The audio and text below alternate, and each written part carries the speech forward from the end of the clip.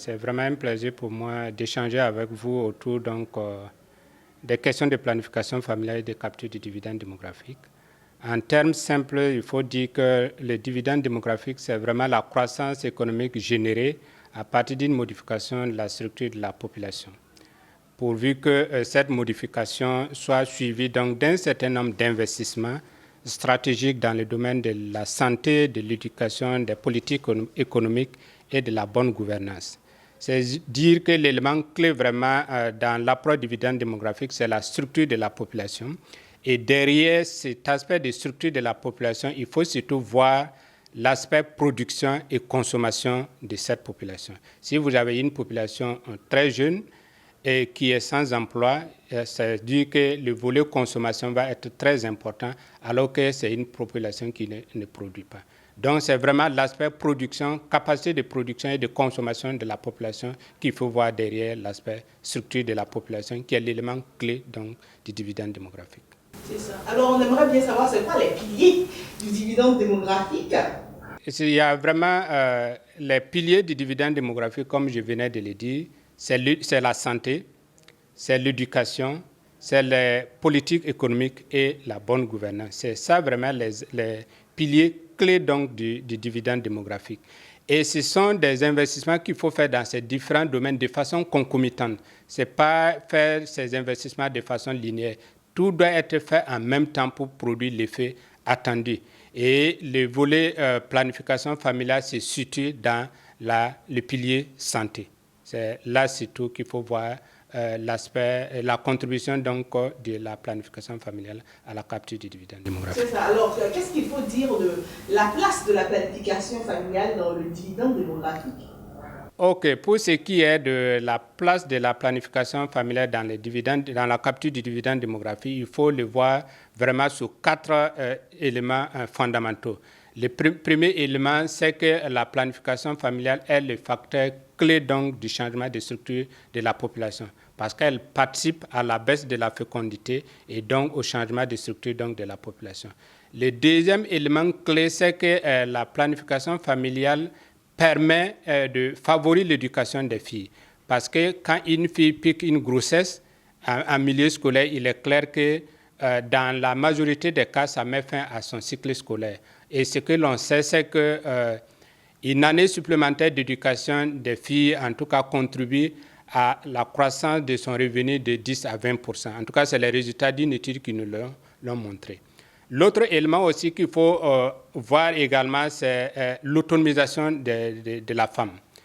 Alors, quand la femme adopte une méthode de planification familiale, elle a le temps donc d'espacer les naissances et également de choisir quand et le nombre d'enfants qu'elle voudrait avoir. Et lorsqu'elle a la possibilité d'espacer les naissances, elle a toute la possibilité de participer pleinement à l'activité économique. Et la participation à l'activité économique lui permet donc de sécuriser donc sa famille sur le plan financier et également d'être beaucoup plus autonome et également avoir un pouvoir d'achat qui lui permet donc de prendre de bonnes décisions. Alors aujourd'hui, et le dernier élément aussi qu'il faut voir, le dernier élément, vraiment c'est la santé de la femme. Voilà. Il est reconnu que la planification familiale contribue à la réduction de la mortalité maternelle du tiers.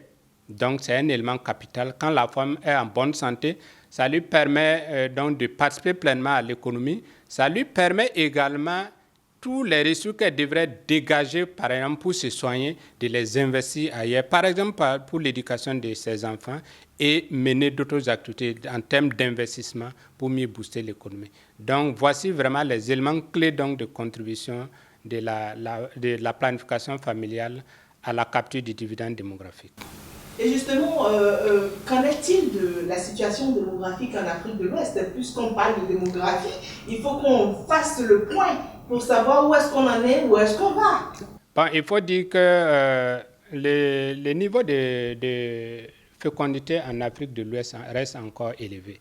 Selon les dernières projections des Nations Unies, en tout cas, l'indice de fécondité en Afrique de l'Ouest est estimé autour de 5 enfants par femme et varie véritablement d'un pays à l'autre entre 2 enfants par femme et 7 enfants par femme. C'est dire qu'un certain nombre de pays de l'Afrique de l'Ouest n'ont pas encore entamé le processus de transition démographique. Donc, c'est encore très préoccupant, en tout cas, la situation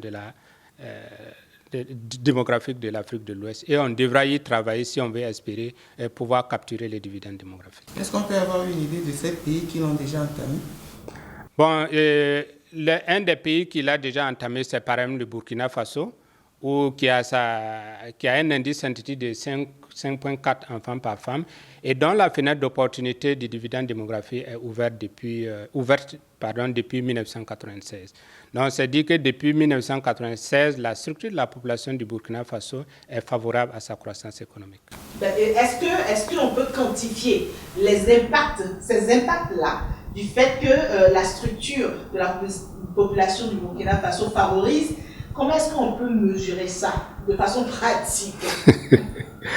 Ok, c'est vrai, il y a des méthodes qui sont développées qui permettent donc de mesurer la contribution des différentes politiques à la croissance économique. Il y a principalement 2 groupes de méthodes que nous utilisons. Il y a le modèle d'MDIV qui est un modèle qui permet donc d'analyser en fonction des contributions des politiques qui sont mises en place, d'avoir une idée de ce que ça pourrait avoir comme répercussion. Il y a, en général, c'est des modèles d'estimation avec plusieurs scénarios. Un scénario de base, un scénario où on ajoute des politiques, des investissements dans les politiques économiques, un scénario où, en plus des politiques économiques, on ajoute les questions d'éducation, et un autre où, en plus donc de cela, on ajoute également des questions de planification familiale. Mais ce qu'on a remarqué, en tout cas, plus on cumule les politiques, et le PIB par tête est beaucoup plus important. La deuxième catégorie de méthodes que nous utilisons, c'est aussi la méthode de comptes de transferts nationaux qui permet d'identifier les consommateurs et les producteurs et de mieux cibler donc, les investissements à réaliser pour assurer donc, la croissance économique. Et c'est cette méthode qui a permis de voir que la fenêtre d'opportunité du dividende démographique est ouverte depuis 1996. Selon vous, quel est l'avenir de la capture du dividende démographique en Afrique de l'Ouest dans les années prochaines? Bon, je pense que, à mon avis, je reste très optimiste quant à la capture du dividende démographique en Afrique, parce que certains pays ont déjà entamé la transition démographique, d'autres ne l'ont pas encore entamé. C'est dire que le potentiel est là et il faudrait vraiment investir dans les différents piliers pour y arriver. Sinon, le potentiel est là.